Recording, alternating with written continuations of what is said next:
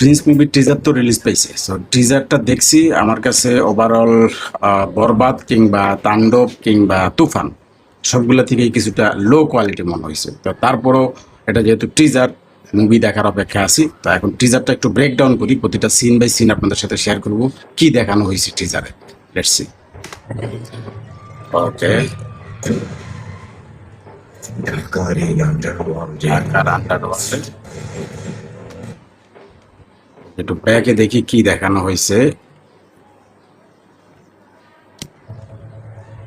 ফার্স্টে তো একটা শহর দেখাইছে, এটা ঢাকার কোন জায়গা আমি জানি না। ঢাকাতে এরকম একটা মসজিদ, যদি মুভি শুট করা হয়েছে কলকাতায়, বাট এটা কি ঢাকার কিনা আমি তো জানি না, দেখে মনে হচ্ছে না এটা ঢাকা। যাই হোক, নেক্সট জঙ্গলবাড়ি, জঙ্গলবাড়িতে তাদের মিটিং, অ্যান্ড মিটিংয়ে কেউ একজন দূরে বসে আছে, ঠিক কে বসে আছে বোঝা যাচ্ছে না। এই লোকটাকে চিনি না আমি, আমাদের দেশি আর্টিস্ট মনে হয় না, আমি জানি না আপনারা চিনেন কিনা। ওকে, এখানে ক্রিয়েটিভ ল্যান্ড আমাদের প্রোডাকশন হাউসের নাম। আর এখানে ঢাকার আন্ডার ওয়ার্ল্ডের কারা কারা ঢুকছে সেটা দেখাইছে। এইখানে একটা সিন আছে,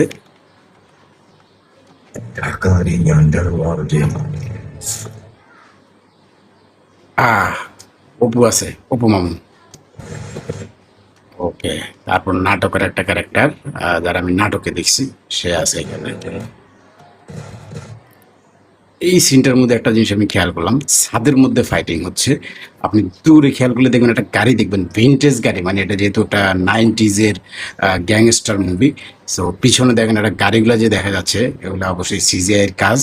পিছনে গাড়িটার কালারটা কিন্তু দুইটা কালার আছে, একটা হলুদ একটা লাল টাইপের, এবং দুইটা গাড়ি কিন্তু আগের আমলের গাড়ি।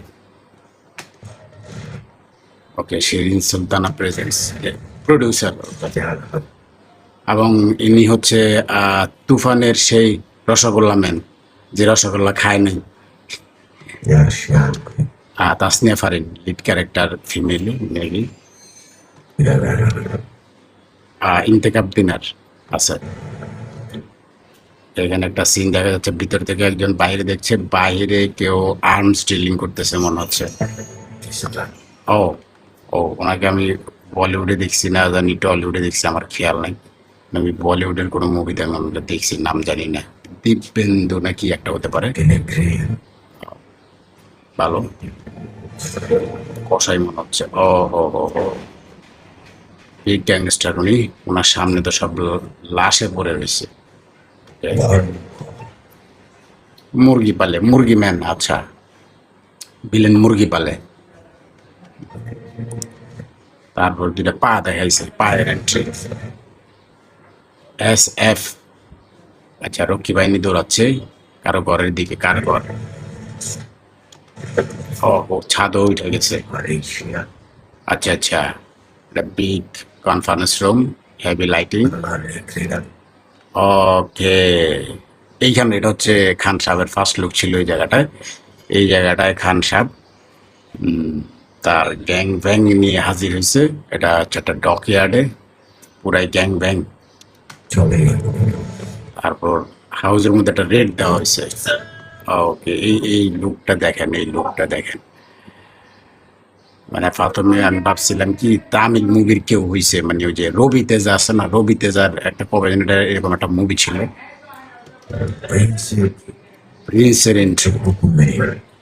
ওকে, লুক দিছে করা ভাই, এটা বলতে হবে। কালার গ্রেডিংটা একটু বেশি লো মনে হচ্ছে, বাট লুকটা ভালো ছিল। মুভিতে যাতে ভালো হয়ে যায় কালার, আই হোপ। ঝাঁপ দিছে এক জায়গাতে, এন্ট্রি নিছে আরেক জায়গাতে, দুইটা দুই সিন এখানে টিজারের মধ্যে কাট করছে। ওকে, ব্যাকগ্রাউন্ড একটা মিউজিক আছে, সেটা হয়তো ভালো লাগবে বেশি। সব শেয়ার করে একসাথে। এইখানে লুকটা পুরো অন্যরকম, এটা মানে একটু আগের লুক দেখাইছে, চোখের লেন্স ছিল।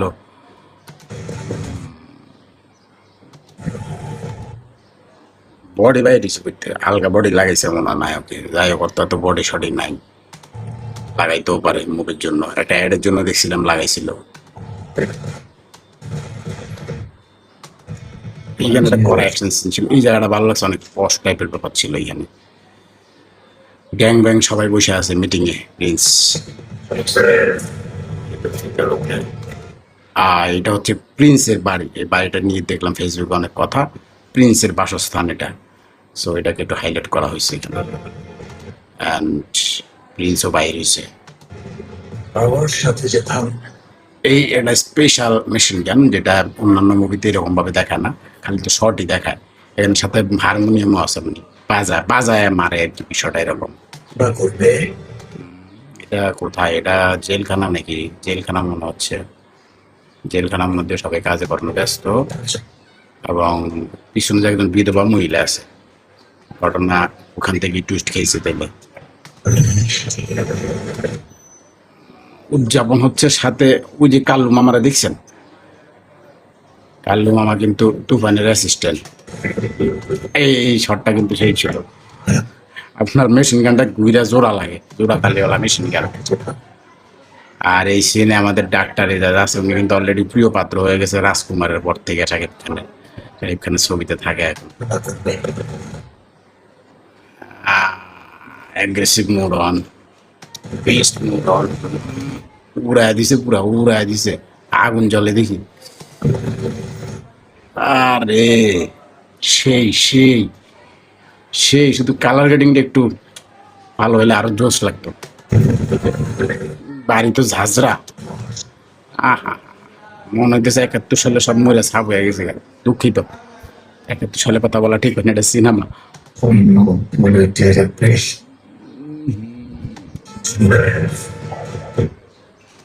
এটা কার অত্যাচার করতেছে চিনলাম না। এটা মামনি, মামনি তো ঠিক, এটা বিদেশি নায়িকা মনে হয়েছে, এটা বিদেশি নায়িকা কিনা আমি জানি না, নাকি দেশি। এখানে বৃষ্টি বাদল হচ্ছে, বৃষ্টি বাদলের ভিতরে সে কেমনি আকাশের দিকে চায় রয়েছে।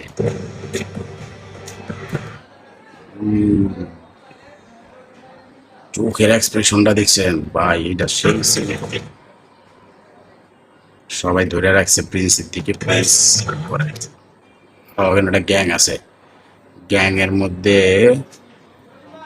সবাই তো বিদেশি মনে হয়, একজনটা দেশি ছাড়া, নাকি সবাই বিদেশি, মানে বিদেশি বলতে ভারতীয়। এই সিনটা রবি তেজার একটা মুভি আছে, আমার কাছে মনে হয়েছে আমি রবি তেজারে দেখতেছি। পিছনের বিএফএক্স গুলা খুবই লো, খুবই লো, খালি চোখেই দেখা যায়। ফিল্ম যদি এরকম থাকে অবস্থা খুব খারাপ হইব। দেখে মনে হচ্ছে এক সপ্তাহ সিনেপ্লেক্সে দারুণ চলবে, তারপর দমের খেলা হইব, দম রাক্ষস ওরাও কিন্তু পাঙ্গা দিব সিনেপ্লেক্সে। প্রিন্সের জন্য টাফ হয়ে যাব, শুধুমাত্র সিঙ্গেল স্ক্রিনে প্রিন্স কাঁপাইব, কারণ শাকিব খান সিঙ্গেল স্ক্রিনের বস। আবু হায়াত মাহমুদ, আবু হায়াত মাহমুদ কিন্তু ওই যে আরেকজন কি ছিল বরবাদের ডিরেক্টর মেহেদী হাসান, আমার মনে হচ্ছে টক্কর দিয়ে পারবে কিনা বলা যায় না, তবে দেখা যাক কি হয়। ছবি রিলিজ হওয়ার পরে বাকিটা বলা যাবে, কারণ টিজার দেখে সবকিছু বলা যায় না।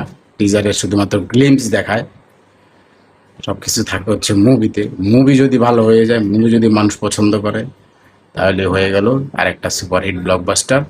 তবে শাকিব খানের লুক ভালো ছিল গ্যাংস্টার হিসেবে, তবে রিসেন্টলি এই জাতীয় মুভি বেশি হয়ে যাচ্ছে, ওর একটু জনার থেকে বাইরে হওয়া উচিত। হয়তো এই মুভির পরেরটাই শুনছি রক স্টার, ওটা অবশ্যই জনারের বাইরে একটা movie. Best of luck for Prince.